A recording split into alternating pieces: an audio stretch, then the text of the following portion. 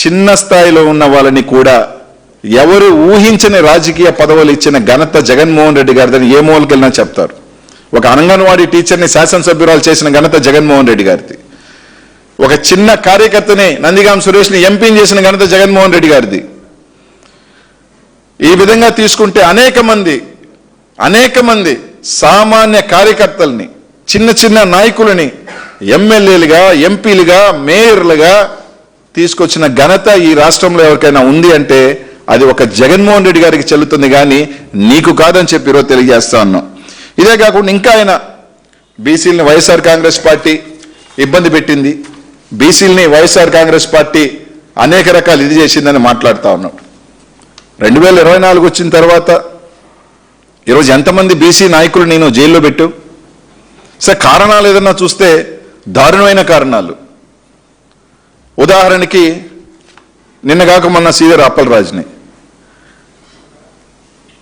కొడుకు యాక్సిడెంట్ చేశాడు. యాక్సిడెంట్ అనేది దురదృష్టవశాత్తు ఖచ్చితంగా తెలిసి ఎవరు చేయరు, ఒక బిడ్డ పొరపాటున చేశాడు. తప్పకుండా దానికి సంబంధించిన ఒక తండ్రిగా ఒక చిన్న బిడ్డకి సంబంధించి బాధ్యతగా కోర్టుకు, దాంట్లో అప్పలరాజుది ఏం పాత్ర ఉందని. ఇదే నెల్లూరులో సంవత్సరం క్రితం ఒక దొంగ ఇసుక లారీ తీసుకెళ్తూ 7 మంది దళితుల్ని పొట్టన పెట్టుకుంది. 7 మంది దళితులని ఏం కేసు పెట్టారు మీరు? బెయిలబుల్ కేసు పెట్టి విడుదల చేశారు. ఎందుకు?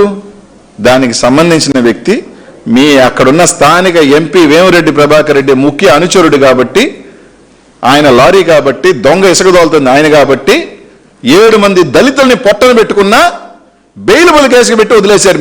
మీరా మాట్లాడేది బడుగు బలహీన వర్గాల గురించి? నిన్న విరూపాక్షన్న వాళ్ళ భార్యని చించి ఈయన మీద కేసు పెట్టి వీడియో కూడా రిలీజ్ అయింది.